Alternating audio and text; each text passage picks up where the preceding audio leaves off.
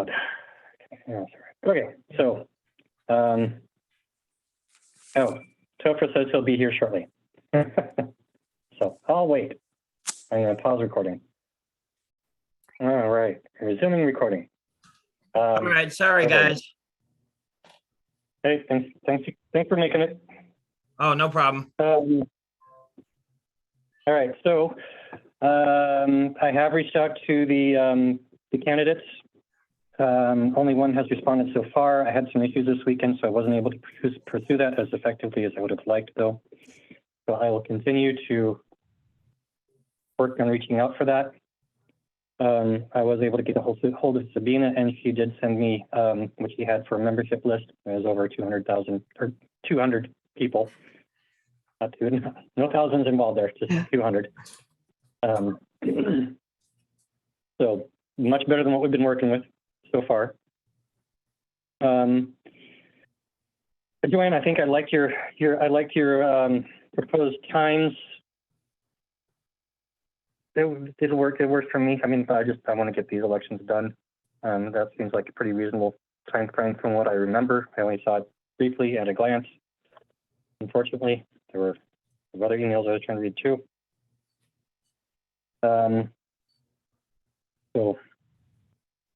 Yeah, but reach out. That's another piece of feedback. Yes, we do need to do better about reaching out and engaging and connecting somehow. So what I have had in mind, and again, this weekend kind of derailed me, is having an FAQ session on the LNLA, I Love Lens, and one on our page as well. Topher, did you make any progress with getting the moderation stuff set up? Did you find those instructions? Then as far as instructions set up, no. What I do is I'm just going to go on. I don't delete all the negative comments about us. They're going to talk about us. What I use is what I set up is certain words that would show up, like Nazi or anything that's personally derogative. Not if they call us some little, like we're making decisions on our own and we shouldn't be doing it. It's just attacking words. Most of the word that I saw in all the posts was Nazi, so it's kind of one of the words I just put in there. But otherwise, I check it every morning and look at it just to see. Okay. I mean, Joanne did forward us some information from, I think it was EPCO, that was like basically advice for all the neighborhood associations on setting up moderation for their Facebook pages. Yeah, and I have not been able to find. I'm gonna. Haven't been able to find it again. Yeah, if you can find that, because I can't find that email now. I can resend it tonight. I can resend it tonight. Okay. Okay. And the social media guidelines were basically the ones that LNA came up with the 2016 board, but I think they took it from info from ONI, because most of our stuff did not just materialize out of our own little brains. It came with direction from ONI. Do we know? Yeah, I definitely want to follow that direction, because we don't need to reinvent the wheel. I mean, right. Other people have the same issues we have. Many more people with much more time and money on their hands have looked into this, and I'm sure we can follow their guidance and be successful. I'm sorry, I interrupted you. Go ahead. It's right. What I'd be afraid of is just, even if it's not like, let's say, certain key inflammatory words like Nazi, is that if you have people making accusations, defaming other people, whether using inflammatory language or not, it creates, I mean, I don't know if it's public or not, because I don't really do Facebook except the public pages. It creates this malaise, this sort of sense of unease amongst people who might want to be candidates. Like, do I want to be associated with people like that? And that's what I look for. Yeah. I'll find email, and that's what I look for when I check it in the morning. Is there any attacking words towards anybody right now? Like, well, trying to get this going and stuff. Try to mitigate things that are like blame and undermining, and anything uncivil. I mean, when Don opened it up, he said, "Be civil." So, and I think that's vague words, and anyways, thank you for doing your best. I'll get in there and take a look at it as much as I can. I'm not very used to moderating Facebook, so. And we have that whole business page thing going. That is something I've never seen before. So,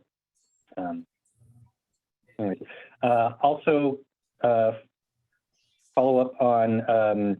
I met with the DOJ guy. I forget his name. Frank Nahar. Yeah, that's right, Frank. Very nice guy, very pleasant to talk to, and very clear that he does not want to have anything to do with anything internal. So he does not care, and he's not even a bit concerned about us not having a full board right now. As long as we do best effort and get an elections in place with a significant outreach, that's all they really care. They care about good faith effort as far as they go. They would only get interested if there is something criminal like voter fraud or something else. Same thing with EPCO. They were pretty clear that they also do not want to get anything involved with anything internal.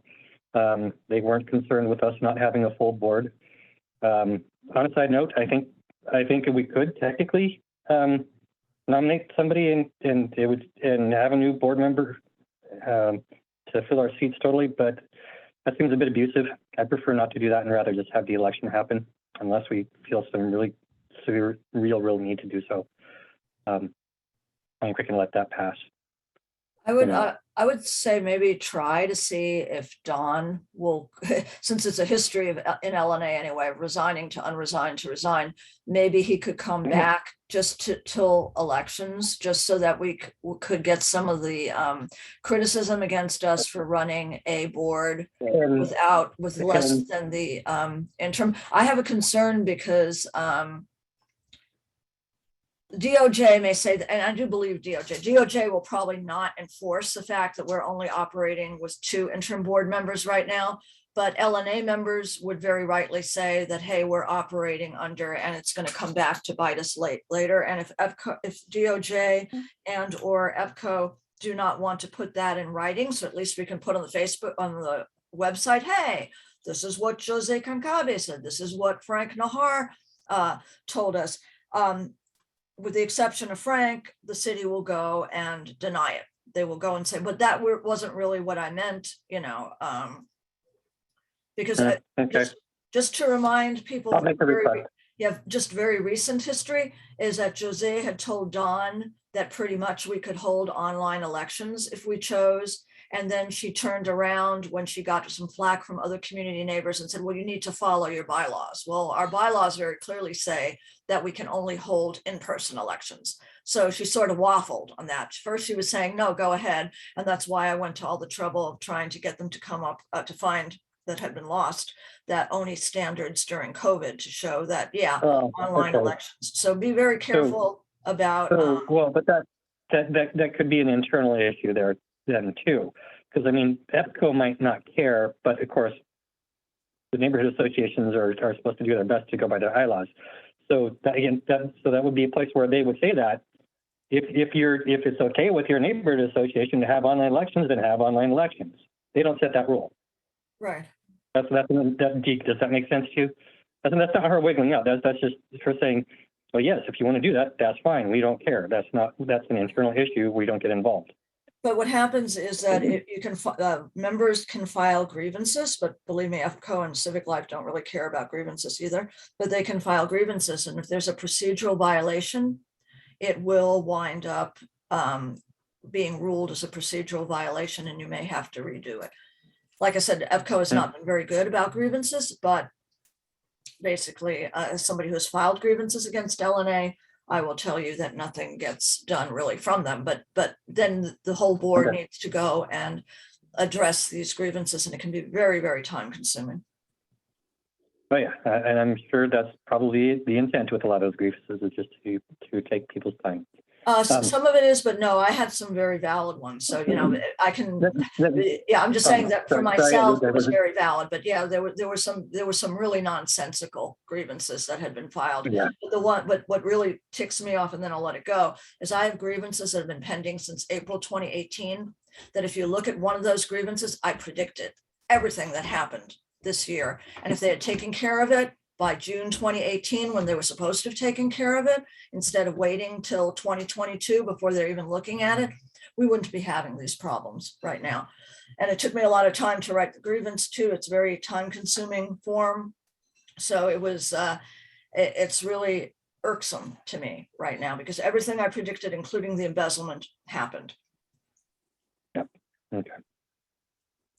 Do we know who Robert Which is was? more reason for us to get the elections to happen as quickly as we can, as well as we can. Do we know what Robert Anyway, is running for? What is Robert running for? Has he committed to?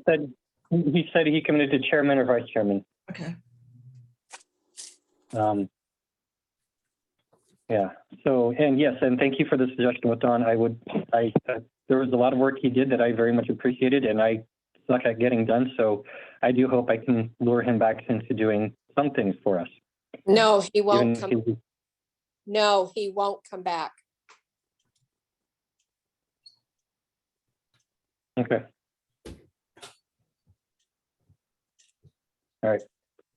But technically, he's still chairperson. I mean, this is again, when you get into the legalese, technically, he's still chairperson until somebody gets nominated in his stead. We were back in the same situation that we were back in September when everybody decamped. It's like, basically, that's why they always tell people who decamp from boards, be very careful that you have a replacement in your stead, because you're still going to be held responsible if something happens as being on the board, because they never replaced. Oh, he's written a letter and publicly resigned.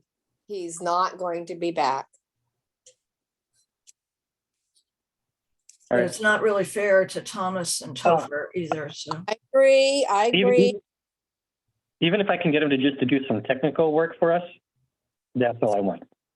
I don't need him to like stay on the chair. I just need him to get do some technical work, which he did tell me he would be willing to do. So, Yeah, he do that. He might do that. I'll go for that. Which that would be helpful. Any help is better than no help. I mean, we don't, if he doesn't want to come back, that's fine. Just behind the scenes help, technical help. We're all for it. Yes, he might do that. Yes. Which reminds me, I need to, in my conversation, and because it wasn't my focus, I kind of missed it. I kind of got the idea that some of the services provided by EPCO, whatever they are today, is literally technical, that they provide like web hosting services or assistance with that type of stuff. And that is why they have the membership list of some of the other organizations. So I'm going to try to remember to follow up with them on that as well. So I need to make notes of things to do. Hang on. To-do list. Request. Opinion. And okay. So request.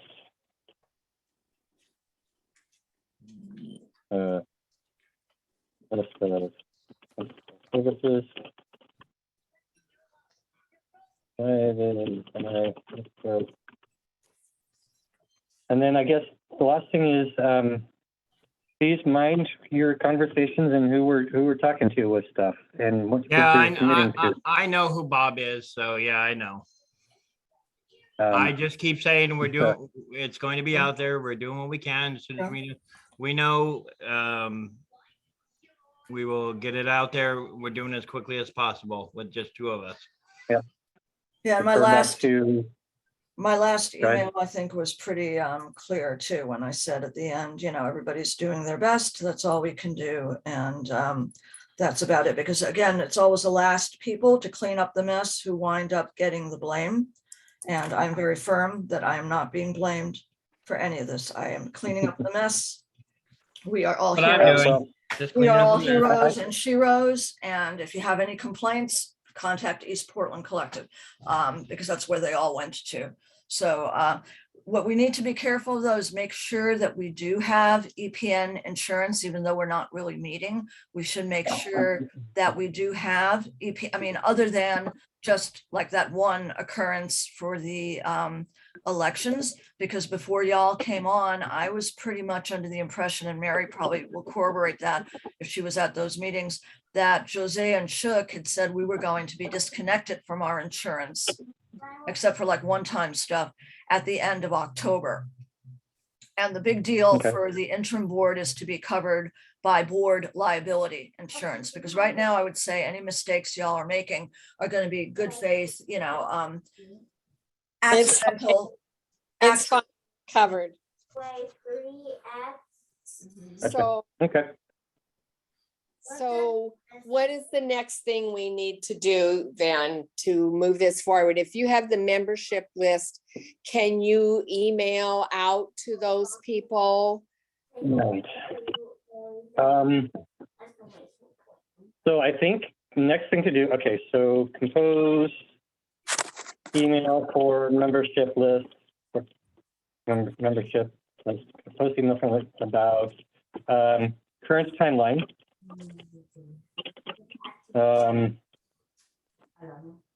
Current candidate. Request for additional candidates. Yes. Yes, if you have the email for all those people, request for candidates would be good. Okay. And I would And try then my, this needs to- and I would try the darndest to try to get a commitment from the other people as to what they're going to be running for, so that you don't have to send 2 emails, because like this, that might inspire Right. somebody to run for a seat that, and possibly be contested, because we're not going to just try to get 7 people just to say we have 7 people and then shut it off. At the Well- I would like to have, yeah, Yeah, I'd like for to have it sure. contested. Good Yeah, and- place to start is just to send that out and say, these 7 positions, we're looking for people to fill these 7 positions at this time. Yeah, but I would also go to the point of saying, let's say Robert Schultz is running for, Ken Lucchini is running for treasurer, which has been confirmed. Robert Schultz is running for either chairperson or vice chairperson. We'll get that confirmed. Joanna Morrill has chosen to run for fill in the blank. Jasmine Anderson is running for this, and Jessica Ward is running for this. So then people know what is remaining. And then they also know if they want to contest somebody whom they absolutely cannot stand for one position, that they can go for that, because it does make a difference. Sometimes somebody will say, I am absolutely not running. And then they find out that somebody's running for fill in the blank, and it's like, well, we can't have this person, so I'm going to run against them. So we should try, ideally, in the best of all possible worlds, we'd have 7 candidates for each of the seats, and then some at large as well too, with contested seats. We had that in the past, as Mary will confirm. Yes, but at this point, we just really want to fill these 7 positions, and if people want to come apply for at-large later, but at this time, we really need to put in writing, we're looking for candidates to fill these 7 spots. Yeah. But my point is not like this vague thing. We need to tell people too who is running for, so that we don't have, let's say, 5, because this is a problem right now, is that we never made it clear. Let me just finish, please. We never made it clear that people should be running for 1 seat. So we have something like Joanna Morrill saying, well, I could be vice chairperson, or I could be secretary, or I could be at large. That does not help us right now. Or we have Robert Schultz. Well, I could, even now, Robert Schultz is saying, I could be chairperson or vice chairperson or at large. We need to have people say, I am going to run for this particular seat, and that is it. And historically, but I don't know if we want to change that, you cannot run for 2 seats at once. Now you're bothering me. So Okay. that's just the thing, going on right now, because otherwise we're going to wind up with, this is historical. You're going to have 5 people wanting to be king and queen of Lentz, which is a chairperson. You're going to have nobody want to be the secretary, hardly anybody except my poor husband wanting to be the treasurer. And then you're going to have the public safety. It's the future Wyatt Earp of Lentz. And then you have the land. I can guarantee the realtor is going to try to go for land use, and she cannot be allowed to run for land use because she's a realtor. So, and she's admitted she's a realtor. So we can't have a realtor running for land use. So the only options for Jessica Ward would be vice chair, secretary, public safety, or transportation. She cannot run for land use. I don't care if she wants to be land use. She's a realtor. Okay.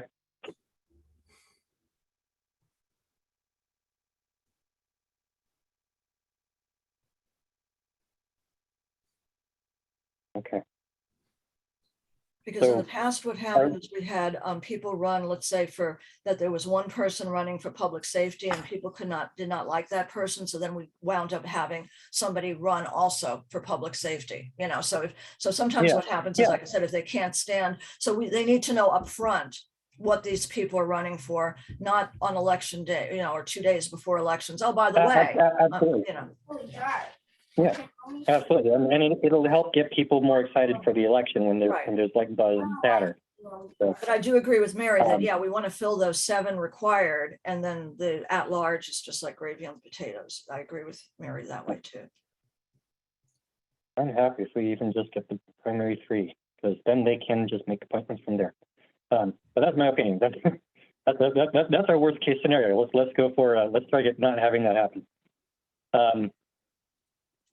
Okay, so Okay. the new timeline, Is April 19th for candidates to declare. That I would assume that the people who have declared already do not need to redeclare, but it would be April 19th to declare, and then April 26th to declare as a write-in, and then May 24th for elections. And again, that gives us time for Thomas or Topher or whomever to figure out what exactly Schultz, Ward, Anderson, and Morrill are running for, so that we can actually send out an email and say, these are the people running and these are the seats that we currently absolutely must be filled.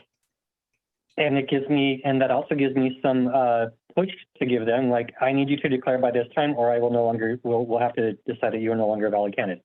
Right.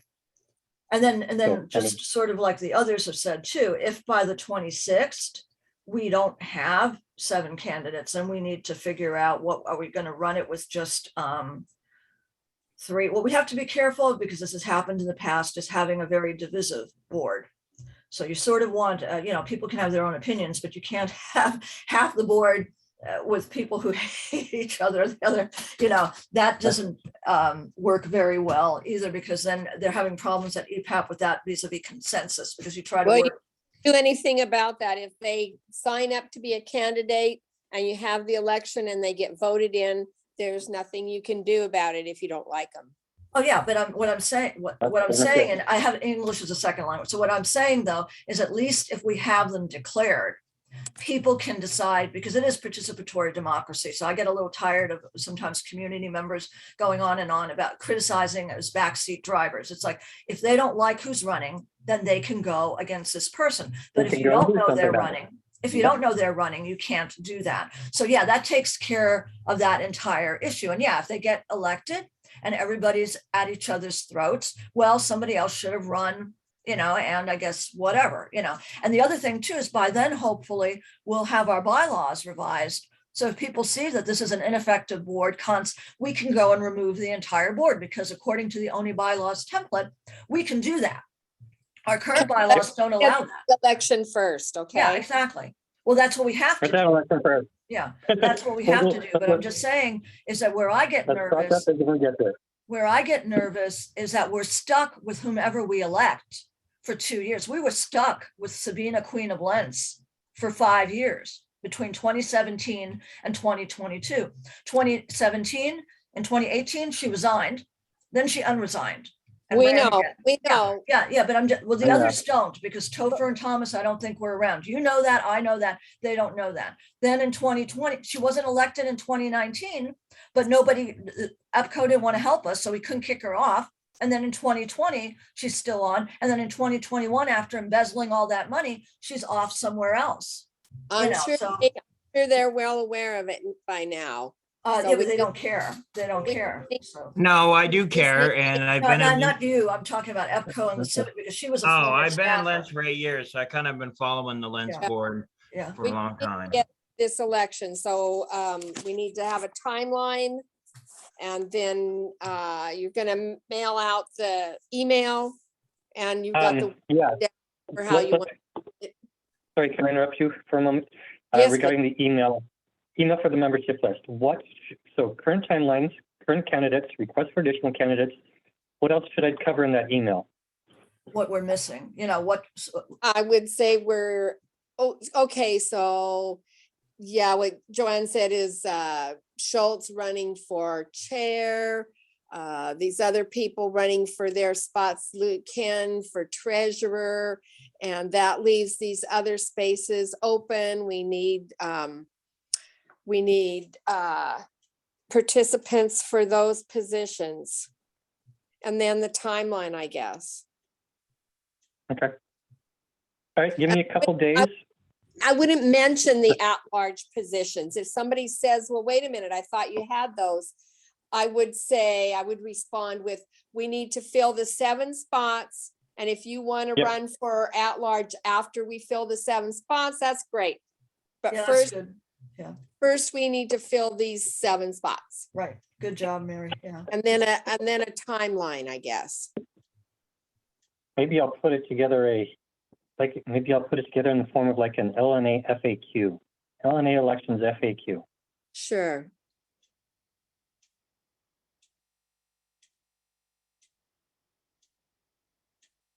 All right.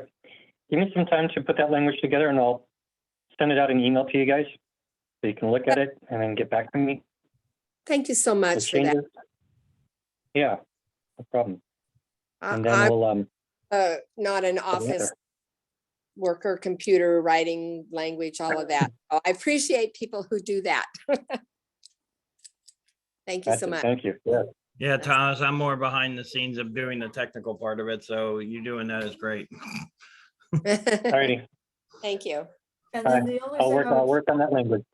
And then Go ahead. what would be helpful, I think, too, is to have the website and the Facebook sort of match, Understand. because right now the website Yep. ends at, it doesn't even mention that, I mean, it's not relevant anymore, but it doesn't even mention the fact that we had a write-in candidate declare, you know, unless you go in really deep and find out. So we need to go and sort of do an update just to say, hey, we're back to the, give the deadlines and say an email or something or more details to come, but at least say, hey, we're not having elections March 22nd, either Yeah. on Zoom or in person.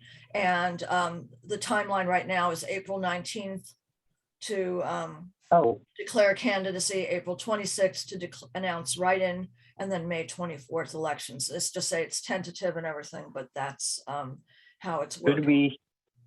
Yeah, okay, so that actually, another point that I need to remember. Do we want to continue to push for having a box at the library as well as having that whatever 2 hours at that church What to I would, vote? the library, I don't think is gonna, because that's too personal. I don't think the library really will allow us to use the library for that purpose. Right. But I think what we could ask, that might be doable, is do staggered shifts over at the church, so long as we have a volunteer to sit with a box, you know, so let's say, you know, we could start it out as early as 11 a.m. or something and have 2-hour shifts where you have at least 2 people there just to guard the box and accept, you know, and then do it that way till whatever, 9 o'clock at night or something, you know, that might be an option. Yeah, but somebody does need to notify the church Right, of the change, right. and the website, the Facebook page and the website need to be updated. And what I've understood from the church, we're not a Seventh-day Adventist, but what I've understood from the church is that now that COVID is relaxing its restrictions and all that, they're trying to, even the last couple months, to be more actively booking their space. So we need to try to be a little bit respectful about making sure that they know when we're using, and as soon as we know we're going to cancel, so they're not telling other people you can't use our space because we have an election or whatever. And then, They should be notified right away. Yeah. you know, and historically in the past, this is just for Topher and Thomas, I think LNA was paying them $50 a year for the space. You know, it was given as a, so they may have changed their rules, but it was only like $50 a year. They were very kind about that, not, you know, asking for $50 a meeting or anything like that. Okay, I have quite the to-do list. I'm happy to, unless we have anything else that we need to address immediately, I move that we I don't want anything else to do right now. So as now that the timeline has been agreed upon, I will update the Facebook page and I could probably do the LNA page. Let's hold off until I can get some of this language put together, please. That's fine. You just let me know when to go in and do it. Okay. Will do. Thank you so much. Yep. Thank you, everyone. Yeah, The only thank thing you. the only thing we have to do, this is timeline wise, is we always have to give 7 days notice, like if we're canceling something too. So at the minimum, we should go and on the website, Topher already put it on the Facebook page that we're canceling, not canceling, but postponing March 22nd Right. elections. Because we have to, it's not just 7 days notice for meetings. You also have to give 7 days notice or as soon as you know if you're canceling. Yes, please. Thank So, you. Yeah, so Yeah. by then, we should. I'll get cancellation on the website. All right. There's Pretty quick. Okay. And then that's about, I think, two, about how we're going to deflect the question of how can you operate if you don't have 3 interim board members. So I guess we're just saying DOJ said so, right? Is that what we're saying? Yeah, basically. And Yeah, we're also, that sounds we're minimal business as well. I mean, our focus is only keeping the lights on, what's necessary to do to get this election to happen. That's the other side too, is that Yes. we're Yeah. not doing anything we're not representing the neighborhood other than elections. Our job is to keep the lights on and get the election of the board Yes. done. Yeah, and that's what I heard, that's what I understood from DOJ too, but let's say, I'm just looking in terms of the big picture too. Our bank account has been practically decimated and we're paying 30, but we probably have about $500 of PG&E bills that have been paid since when it was supposed to be closed. And I talked to the DOJ, and of course he told me it was internal, but he said basically, he admitted, like me too, we could put the former board into small claims court and ask them to pay for those PG&E bills. Since we haven't, no, but I mean, actually he did say, he said you could try that because actually we have in minutes, they were supposed to close this PG&E account. We only have $1,600, probably down to, I think it's $1,400 now. So Joanne. But I think that's who- something, it's for the election. Once we get the election done, that's something they can Yeah. Yeah, decide. but I'm just to go saying with. is that, yeah, my That would be point is the new that board. you have to be a little proactive about stuff too. So for example, I mean, maybe.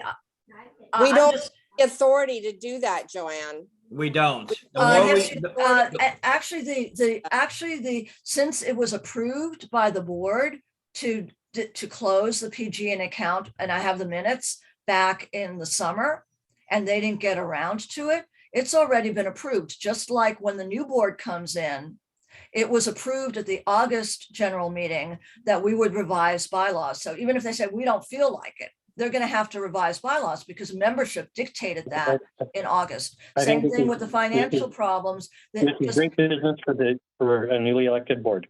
Yeah, so, but the thing is that I'm just telling you is that you run the risk of somebody looking at our bank account and saying, well, okay, I guess we're going to put the board in small claims court for these back bills because they went and they said that they would, maybe people have a more lackadaisical attitude towards money than our working class, working poor family does.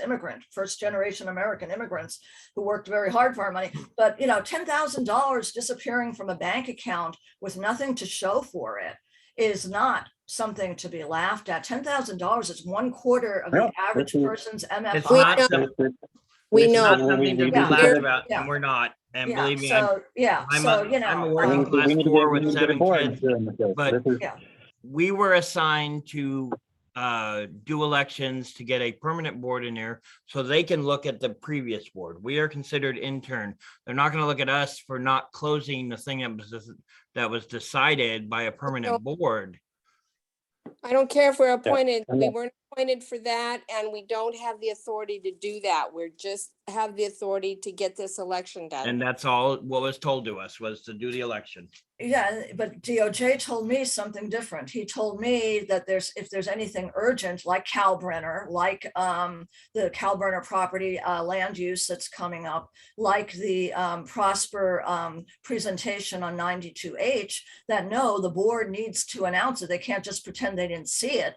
because they're an interim board. So, I've already asked that Lens Strong Housing Team, and I think LNLA has asked the same, please take and add us to the land use contacts. Please be aware that LNA has been doing squat since July when the land use chairperson resigned. And for some reason, the city does not want to add us onto that. And they're expecting LNA to step up. And we've sent, I don't know how many emails to BDS, Bureau of Development Services, to Civic Life, saying they ain't doing shit, and it's like, they don't care. Their thing is LNA is the neighborhood contact. So it's like, well, LNA, what are you doing about Calbrenner? Are you sending any reps, interim board, to the Calbrenner meeting? Okay, Are you? so why am I not seeing any of these communications?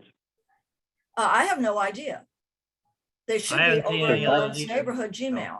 Unless what happened is that Sabina has it all going to sabina.lens.na.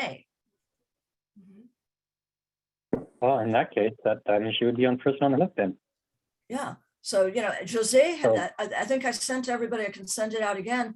Jose was having everything sent to Jose. All our communications were going to Jose. Well, Jose, I know for a fact, does not check email. So it's just sitting in Jose's email box. That's where the problem comes in. And that's why some of us think that actually this is a conspiracy by the city. They want Calbrenner to go. I thought Dawn said he spoke to her and that the email was fixed to come to the Lens Gmail. I guess, Thomas, if you want to contact Dawn and see where that Gmail account is going, I don't know.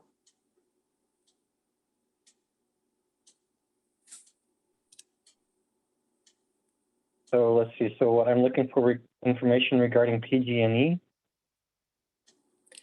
Yeah, that Yeah, I that's get- less, I would say, but I'm just warning people that potentially there's a class action, a small claims filing that could go against a former board for not, or even interim board for not paying the bills when they know that they should be paying the bills. don't Yeah. have authority, Joanne. I Haven't do seen- have to talk to Don about that, where the email is wound going. I thought he had that straightened out. I kind of recall him saying that he had gotten that straightened out. Yeah, because I don't see anything about that in our email. So one more thing, Yeah. one more question to ask Don when you contact him.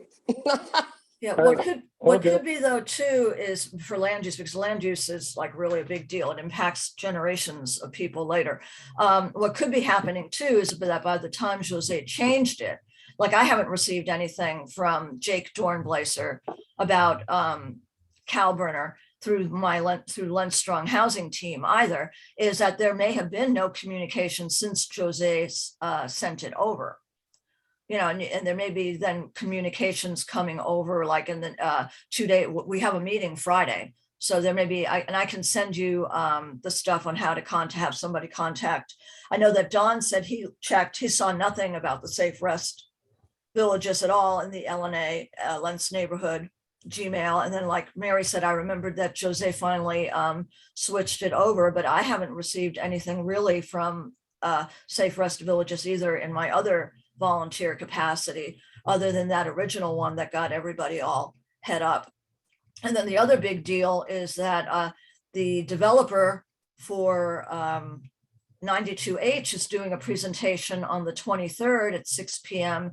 at Oliver Station. And that was not even sent to Lens Strong, which offended us deeply. That went to LNLA, Lens Grown, and apparently it went to LNA. You all were on the email list. So that needs to be announced that, hey, there's a 92H developer presentation going on, and I can send the email for that too. Okay. Where the board runs a risk is if LNA is indeed supposed to be the neighborhood contact, and LNA through its land use chair is not doing its duty, right? And we have our rear ends covered because EFCO is not helping us out. If a disgruntled neighbor says, hey, I missed out on any feedback opportunity because y'all weren't holding any of these public meetings that you were supposed to do as a neighborhood contact. Theoretically, the board is responsible for any lawsuit. It's the board, not the organization. It's the board, but you can always pass the buck and say, well, EPCO didn't help us out. And Joanne and Char have been trying now for months, and both Char and I have kept the email threads begging you to please give it to somebody other than LNA, because LNA has been doing squat on the matter. And I'm not directing this at the interim board. I'm directing it to Jennifer Breedlove, who was the land use chair. We had a meeting in July that everybody was very irate about because we were supposed to have been invited to a meeting the previous October to discuss what was the feedback of the community. And oops, LNA board accidentally on purpose forgot to tell us about that. And when we had the meeting in July, it was like, so sorry, dudes and dudettes, but the decision's been reached. You should have told us about that in October. And it's like, land use chair, yoo-hoo, what were you doing? What incentives were you getting from civic life and the rest? You know, so you've got a lot of pissed off community members, including people who've been working very hard on land use, like Len Strong Housing Team, because we can't get invited to the table because we actually do stuff. And the people who are doing nothing are the neighborhood contacts. And then later people are saying, how come we never knew about this? People are saying, Joanne, Yeah. when they talk to you, I suggest you tell them if they want to know all that information, they need to become a member, a board member, and run for one of these positions. And that's a very good response. Yeah. Well, they've been asking me, why don't you run? I don't want to run. There's no money in the bank account. What am I going to do if I did run with $1,600, most of which is going to go to the Zoom bill and the PG&E bills? What are we supposed to do? You know, we have no money. Become a member of the board and find money. Have fun. Apply to the city for grants. Have fundraisers. Yeah. All right. I think we're beating a dead horse at this point, unless we have others. There are some emails in here. I'm not quite sure what to. Do we need to post this stuff on like our Facebook and our website or something? Yeah, I'm trying to figure out. So there's an email from Alex Yale. Yeah, that's the one for the 92H. And again, they hide it. They hide it because they give this weird address because I didn't even know what it was. And we've been working. Yeah, I had no idea. I had no idea what it was. It's just like it just said, hi, Char and LG and LNA. Yes, we'll be presenting in person at 6 p.m. on Wednesday. I have no idea what that's about. Yeah, and that's I have absolutely no idea what that's about. Yeah. But that's the other thing too, is that because I don't know what's going on, I might miss it. Right. Dan Ryan has something. Topher, what do you think? Can you take on like taking the information from this stuff? So we got Daryl Helpman, Dan Ryan, Alex Yale. I saw Alex's. I can try to put. I can extrapolate and put that on the Facebook thing today or tonight, and try to get it on the LNA website.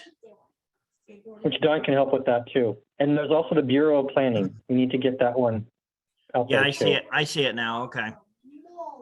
Is it Bureau of Planning the one for Kalbrenner? Is that the or is that the one for the Safe Rest Village? E-zone. This one says E-zone map correction. Okay. Yeah, it's probably related to Kalbrenner. The reason why 92H is important is because that's our urban renewal money. So this is not just some developer on his own nickel and his own clock, you know, putting in an apartment complex or something. This is part of urban renewal monies through our tax dollars.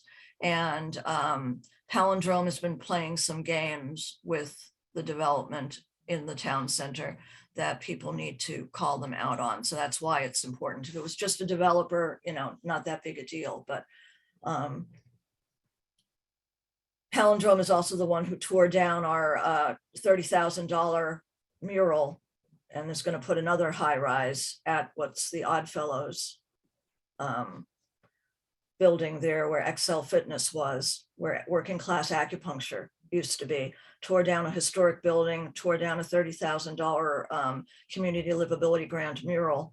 And they're going to put a high rise there with no parking that we didn't find out about until 7 months after. Palindrome.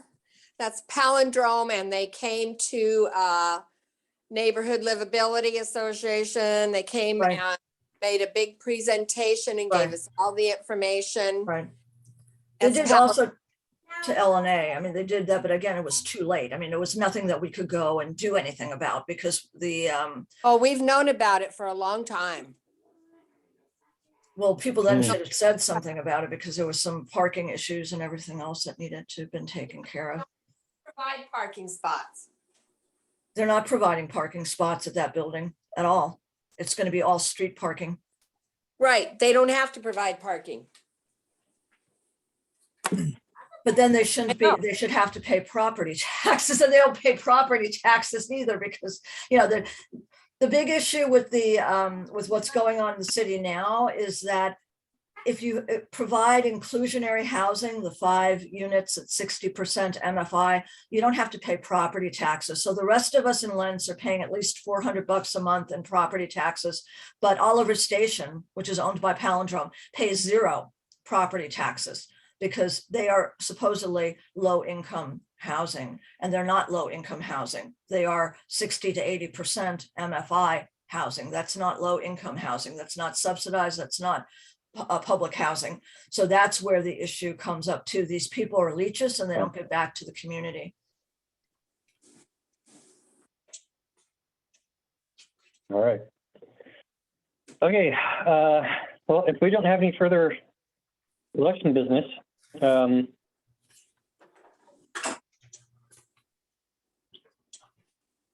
think I'm ready to, oh, and we're almost out of time anyways. Any other items for us to discuss regarding elections? Nope, I don't think so. No, that's Nope. it. All right. Move we adjourn. Okay, thanks. Okay, thank you. Thank Good you. night. Thank you. Good night. Good night.